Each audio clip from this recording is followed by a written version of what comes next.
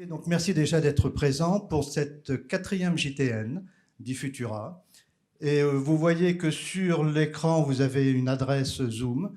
Vous avez à peu près une centaine d'Africains qui se sont inscrits, donc Africains, bien sûr, qui ne sont pas ici. Toutes ces personnes, j'espère, vont bientôt pouvoir nous rejoindre et suivre en direct, puisque vous voyez que toutes les conférences sont filmées.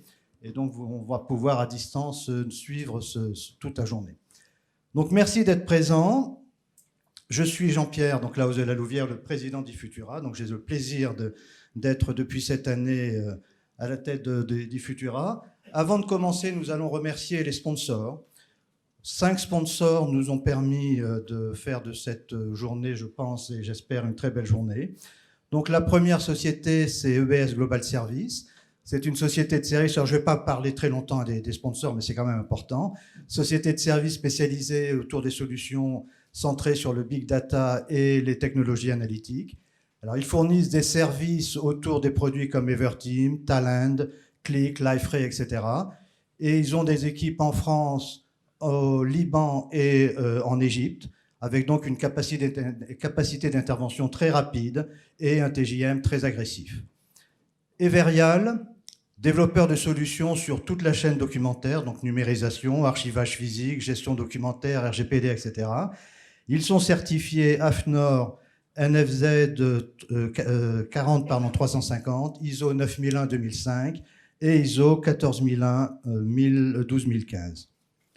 Ensuite, vous avez Guindé 2000. Alors Guindé vraiment nous fait plaisir, c'est une société sénégalaise. Ils vont intervenir tout à l'heure dans la deuxième table ronde.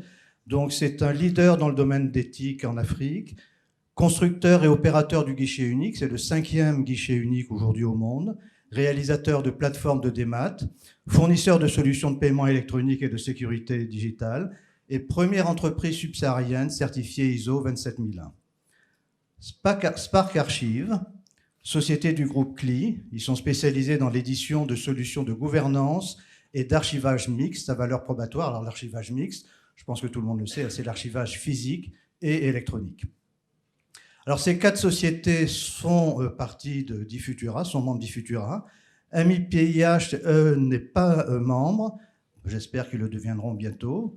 Ils interviennent dans la deuxième table ronde également. Donc MIPH est une structure publique de coopération interhospitalière spécialisée dans la construction de systèmes d'information hospitaliers.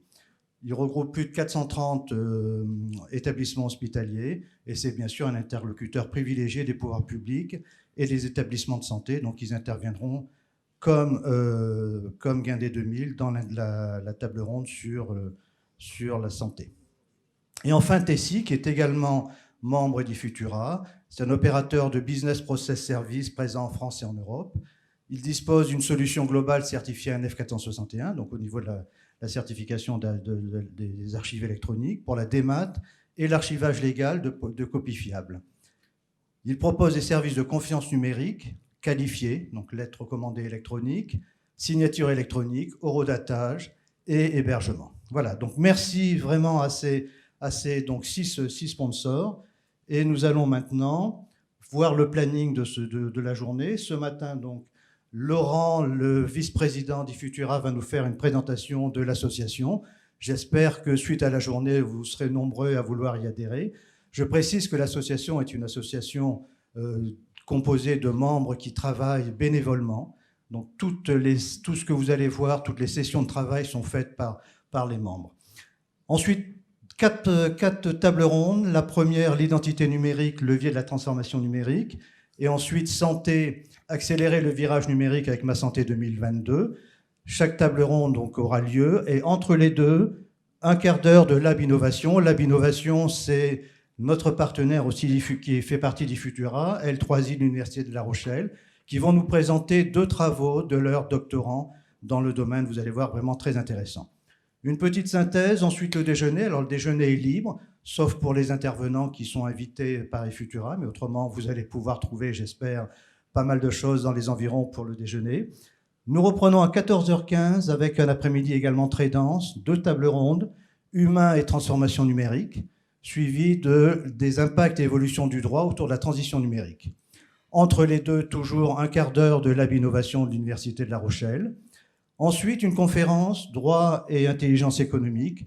Vous allez voir, vraiment très intéressant dans le monde actuel avec toutes les problématiques que nous avons aujourd'hui de guerre économique, notamment entre les États-Unis et la Chine. Ensuite, synthèse et conclusion. Et enfin, on va se retrouver, j'espère tous ensemble, autour d'un verre pour discuter. Voilà. Donc, après-midi et matinée très dense. Maintenant, j'appelle Laurent pour nous présenter eFutura. Laurent a très peu de temps, il a pris la direction de l'ANSSI, donc de son école d'ingénieur, et il a un conseil d'administration tout à l'heure, donc il a la gentillesse de venir quand même nous présenter. Merci, on l'applaudit. Merci Jean-Pierre. Alors, la ZAPET. Bon, donc vous avez vu, c'est un programme, donc félicitations au nouveau président et au nouveau bureau, à la nouvelle équipe, franchement. Je suis très vexé de ne pas pouvoir être là aujourd'hui parce qu'il y a des tables rondes vraiment de très très grande qualité avec des intervenants assez exceptionnels. Alors, moi, mon job, c'est de faire adhérer ceux qui ne sont pas encore adhérents. Donc, je vais quand même vous raconter 2-3 petites choses. Je vais essayer de faire vite parce qu'effectivement, on est déjà un petit peu à la bourre comme d'habitude.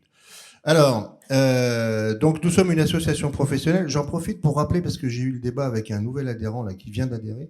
Oui, effectivement, on est un peu dans la lignée de ceux qui ont connu la Proged. Et si ça s'appelait Futur A, c'est parce qu'on n'avait pas beaucoup d'imagination et qu'on imaginait faire le futur à Proged. Et donc, c'est resté eFutura. Et ça va très bien comme ça. Donc, comme l'a dit Jean-Pierre, on est sur toute la... Alors, par rapport à ça, justement, on a décidé d'élargir complètement et d'adresser toute la transformation numérique.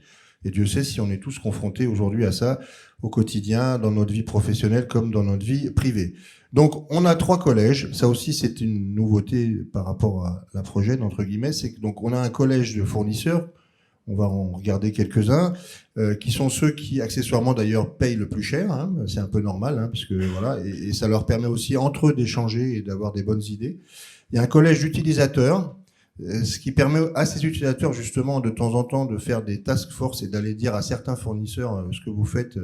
C'est pas mal, mais si vous pouviez faire ça en plus, enfin voilà, donc c'est quand même très intéressant. Et puis ce collège 3 dans lequel il y a des actions plutôt de matière voilà, sur l'innovation, sur les labos de recherche.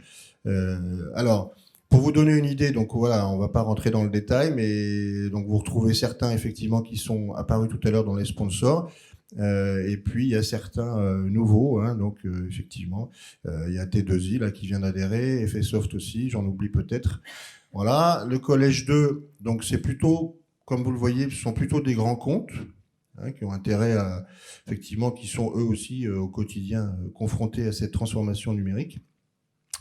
Et puis le collège 3, voilà, donc là c'est plutôt, alors soit des actions interassociatives, on va dire, soit des actions avec les écoles, dans lesquelles d'ailleurs certains des membres interviennent en matière d'éducation et de formation ou de séminaires. Et puis alors les petits chouchous, on va dire, donc il y a les gens de La Rochelle qui doivent déjà être dans la salle parce que bon, historiquement il y a un axe Paris-La Rochelle, voilà, pour les matchs entre le Stade Français et le Stade Rochelais. J'en profite pour confirmer, hélas pour les amateurs, qu'il n'y aura pas de crunch samedi matin. Donc, vous pouvez faire la grasse matinée samedi. C'est bien dommage, mais on rencontrera les Gallois un peu plus tard. Et puis donc mon école entre guillemets, dont je suis sorti il y a un certain nombre d'années, pour rester pudique, et dont j'ai repris la direction il y a 6 mois. Donc, qui est une école basée en région parisienne, à Évry-Courcouronnes, qui sort à peu près 150 ingénieurs par an.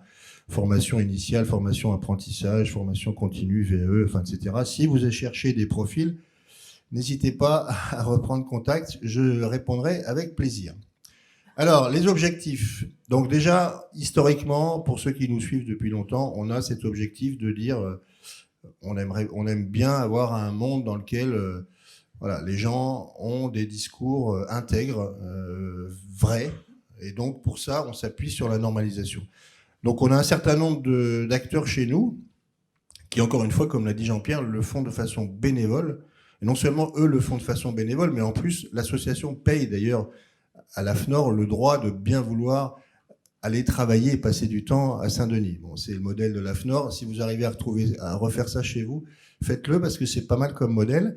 Donc on paye, on vient travailler gratuitement et quand tout se passe bien, l'AFNOR publie des normes et récupère de l'argent. Bref, donc nous sommes dans cette commission qui traite de toutes les applications liées à l'archivage et la gestion du cycle de vie du document, et à sa grande sœur, à l'ISO. Voilà.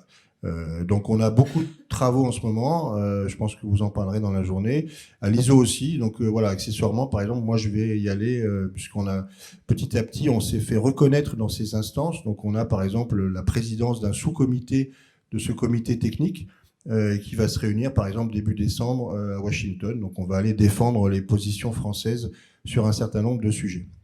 Alors en interne, on a des groupes de réflexion. Donc ça peut être les groupes de réflexion peuvent être soit uniquement sur les membres d'un seul collège ou éventuellement entre les différents collèges. Donc vous voyez là vous retrouvez un certain nombre de sujets donc qui sont transverses, hein, comme on l'a dit, c'est transformation numérique, donc c'est vraiment très très large. Voilà. Et puis donc encore une fois effectivement on contribue. Donc là bon Jean-Pierre m'a dit de pas trop aborder ces sujets parce que sinon je vais vous prendre toute la journée. Mais voilà, méfiez-vous des imitations et regardez bien les discours et les sujets en matière de normalisation et surtout de certification. Alors, donc on fait aussi d'autres publications, hein, des livres blancs, le RGPD, les avis juridiques. Ça aussi très intéressant, les avis juridiques, ils sont téléchargeables gratuitement sur le site. Et puis on fait des réunions à thème. Sur le RGPD, j'avais dit que je le ferais, donc je le fais. Je pense que vous verrez cet après-midi, je crois que c'est cet après-midi, une avocate qui est vraiment extraordinaire, hein, qui s'appelle Christiane Ferralschul, maître Christiane Ferralschul, présidente du Conseil national des barreaux, excusez du peu, qui vient de sortir, elle, son petit livre rouge, qui s'appelle La protection des données personnelles. Donc je vous recommande sa lecture, c'est pratique, ça tient dans la poche, et on peut s'informer sur le RGPD avec des propos vraiment très pertinents. Voilà, et puis on fait des formations. Donc là aussi, hein, après, une fois que vous aurez adhéré, vous pourrez en plus avoir des tarifs préférentiels, c'est extraordinaire, sur nos journées de formation. Et évidemment, comme vous l'avez vu depuis le début, on fait effectivement pas mal de mise en avant de nos membres, c'est un petit peu normal. Donc sur ces formations, le principe, quel est-il ? C'est évidemment, on n'a pas vocation à être un grand organisme de formation. Ceci étant, on respecte là aussi les normes, puisqu'on est, pour ceux qui connaissent, nous sommes data-dockés, hein, donc c'est une espèce de norme 9001 de qualité sur les formations. Mais surtout, on adresse des sujets sur lesquels, légitimement, on estime qu'on a un atout, une valeur ajoutée par rapport aux autres acteurs de la formation. Donc on en a sur la partie GED, puisque c'est notre terrain un peu historique. On en a encore une fois sur le RGPD, parce que comme vous l'avez vu, on a pas mal d'échanges avec le monde juridique, hein, donc à travers les travaux qu'on a de temps en temps avec le cabinet Ferralschul et les legal opinions qu'on a commandés et qui sont disponibles sur le site.